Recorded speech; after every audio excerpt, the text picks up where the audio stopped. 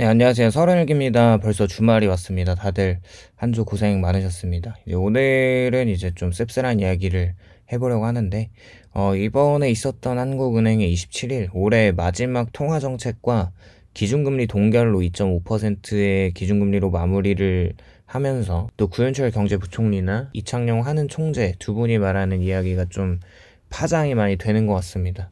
최근에 한국의 원달러 환율이 1470원을 돌파했다가 그 안팎의 밴드를 이제 유지하면서 급등했다가 내려왔다가 하고 있습니다. 많은 국민들이 지금 물가나 생활비, 자산 가치가 하락하는 이런 불안감을 느끼고 있는 중이기도 하죠. 그런데 이 상황에서 정부 및 금융당국 그리고 일부 언론과 그리고 과거 위기를 회고하는 일부 세력은 이번 환율 급등의 위기 책임이 국민들, 특히 이제 서학개미들이 미국 주식을 사면서 원화를 팔고 달러 자산이나 이제 빗달러 자산으로 나가는 현상이라고 이야기를, 그런 해외 주식에 대한 양도세를 더 내야 한다는 것과 환율 상승으로 이제 더 이상 금리를 내릴 수 없다는 핑계를 대고 있습니다. 사실 뭐 하루 이틀이 아닌 성악개미들의 달러러시로 환율이 급등했다는 그 이유를 하나로 퉁치기에는 절대 말이 되지 않는 것은 이제 눈 가리고 아웅이죠. 모든 국민들이 다 알고 있는 사실이라고 보고 있고, 생각을 또 해보면 IMF 위기 당시에도 국가는 국민들이 낭비를 했고 기업과 정부 관리가 부실했지만 국민 책임도 있었다는 식의 접근이 반복되는 것 같고, 위기의 근본 원인이 구조적 제도적 문제보다는 국민 개인의 태도로 환원되는 경향이 계속 나타나는 것 같습니다. 그 당시에도 착한 국민들이 금 모으기를 하고 또 아껴 쓰면서 국가 부채를 같이 갚아 나갔다는 것을 생각해 보면 지금 상황과 유사해 보이고, 엄청 똑똑해진 개인 투자자들은 이런 상황에 대해 분노하고 있기도 합니다. 그렇게 책임의 실체인 구조, 이제 제도나 정치, 그 대외 환경 등을 흐리는 플레이와 문제의 원인을 개인에게 전가하면서 집단적인 저항과 개혁의 동력을 또 약화시키고 위기가 반복될 수밖에 없는 구조를 그대로 둔 채 당장 그 분노를 국민 탓으로 돌리면서 사회적 연대와 분담을 저해하는 것 같다는 생각을 계속 하고 있습니다. 사실 과거 IMF 외환 위기의 진짜 원인을 생각을 해보면 당시 위기가 발생한 근본 원인은 단순히 국민들이 돈을 낭비했다거나 개인의 부채가 많은 것은 아니었습니다. 그게 아니라는 것은 다들 이미 잘 알고 있을 거예요. 일단 무리한 차입과 과잉 부채나 특히 외채 구조의 과도한 부채 비율, 이 재벌 기업들의 무분별한 사업 확장과 방만한 경영이 있었고, 금융감독과 규제 시스템의 실패가 있었고, 비은행 그리고 금융기관의 만기 불일치 그리고 리스크 관리를 굉장히 소홀하게 하면서 부실 대출이 엄청 늘어나면서 그렇게 누적되면서 나타나는 외환 관리가 실패한 것과 국가 외환보유고의 이제 외환보유의 부족 그리고 단기 외채의 과다 현상 그리고 환율 방어 실패가 국가 전체의 외환 위기로 이어지는 핵심 요인이라고 볼 수가 있죠. 그 당시 국가 부채는 어마어마했고 구조적 제도적 취약성을 따져보면 지나친 재벌 집중 그리고 불투명한 재벌 정치 등 금융시장 개방에 대한 대비가 부족했던 이유들이 맞물려 있어요. 즉 IMF의 위기는 단순한 소비 행태나 개인의 책임으로만 설명할 수 없는 복합적이고 이 제도적인 실패의 결과라는 거죠. 그럼에도 국민이 소비를 줄였어야 한다, 부채 관리를 했어야 한다는 식의 국민 책임 논리는 구조적인 원인을 흐릿하게 만들었고 진짜 개혁의 동력을 약화시키고 고통을 분담해야 할 위험과 책임을 오로지 개인에게 떠넘김으로써, 물론 국가가 먼저 존재하지 않으면 그 나라 사람들이 살 수는 없으니까 당연히 가치 문제를 타개해 나가야겠지만 이런 식의 태도는 사회적인 연대나 공동 대응의 필요성을 희석시키죠. 그렇게 위기를 과거의 일로만 만들고 국민의 올바르게 살면 된다는 단순한 교훈으로 치환하면서 같은 문제가 반복될 소지를 남기고 있습니다.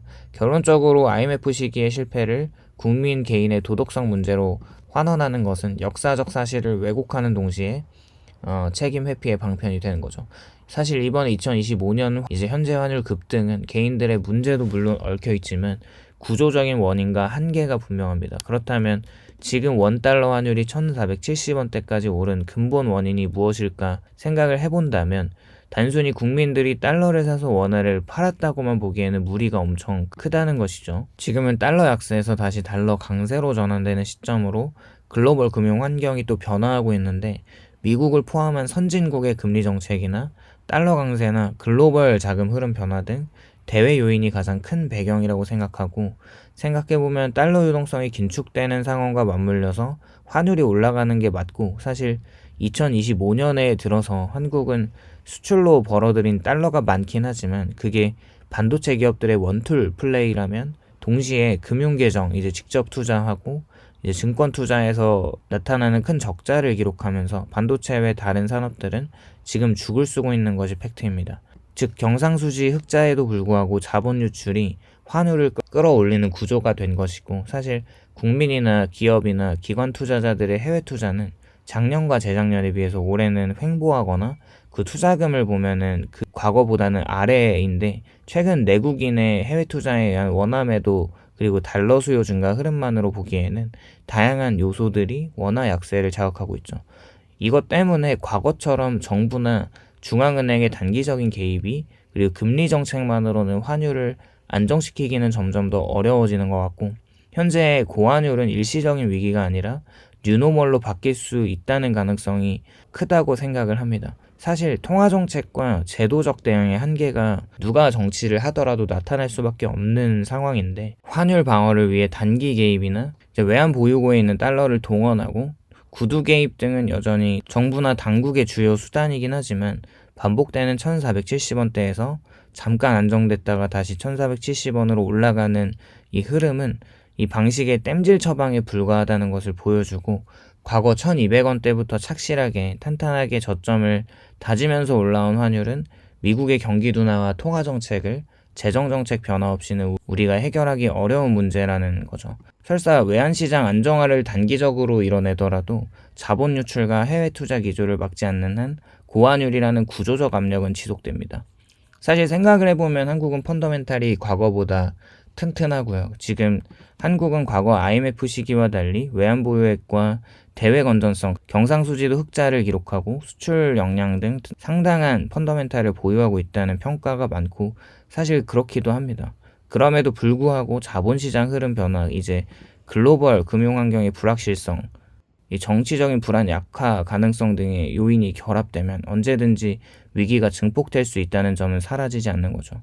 정부와 언론의 국민 탓 프레임은 과거부터 항상 있어왔고, 정부나 일부 매체가 국민들이 달러를 사서 환율을 올렸다는 게 시장 심리가 불안하니까 환율이 올랐다는 식의 단순화하는 태도에 대해 그건 진짜 아니다라는 말을 하고 싶고, 사실 개인적으로 생각하고 있는 것은 환율이 올라갈 수밖에 없는 건 대미 투자 때문인 건 확실하잖아요. 연간 200달러에 총 2천억 달러를 투자하는 것이 주 원인이고, 이제 기업들이 한국을 빠져나가고 미국에 투자를 하고 거기에 이제 생산 기지를 건설하는 것 자체가 우리나라의 어떤 성장성을 저해하고 막는 거니까, 사실 이것을 국가나 국민의 책임으로 돌릴 수는 없는 것인데, 그냥 갑자기 또 뜬금없이 해외 주식 양도세를 올려버린다고 하면 참 어이가 없는 거죠. 그리고 사실 환율 상승에 대한 수혜를 보는 것은 국민연금이기도 한데, 대략 2025년 5월 기준을 보면 국민연금의 35%가 넘어가는 비율로 해외 투자를 유지하고 있는데, 그걸 결국 연금으로 내는 세금도 또 세금이 붙는 격이 되니까 이제 아이러니하기도 합니다. 사실 이렇게 정부가 위기의 책임을 국민에게 돌리는 순간 권력의 책임과 실패는 가려지는 것 같습니다. 문제의 원인이 구조에 있든 제도에 있든 간에 항상 개인의 잘못으로 환원된다면 우리가 잘못했다, 각자 노력하자는 식의 자기 검열과 이제 자기 책임 논리가 강화되고, 이 과정에서 집단 행동과 제도 개혁 그리고 사회 연대의 가능성이 위축되겠죠. 궁극적으로는 반복 가능한 위기 구조를 그대로 둔 채 각 개인만의 책임으로 돌리는 것이 국가와 이제 사회의 지속 가능성을 해친다고 생각합니다. 지금 한국이 처한 고환율과 자본 유출과 금융시장 불안과 그리고 민생의 고통은 이번에는 단순한 국민의 잘못된 투자나 소비 때문은 아니죠.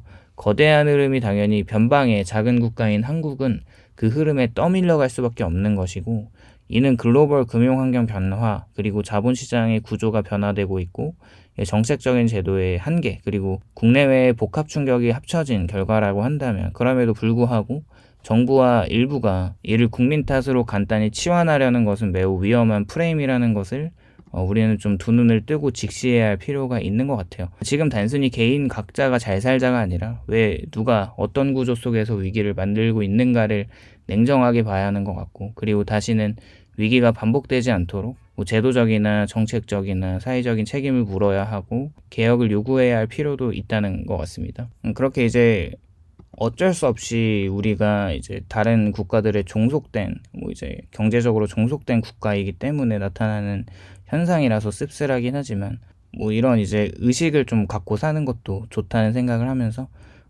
그런 취지에서 영상을 만들어 봤고요. 오늘도 영상 시청해 주셔서 감사드리고, 공감이 되신다면 좋아요와 구독을 부탁드립니다. 감사합니다.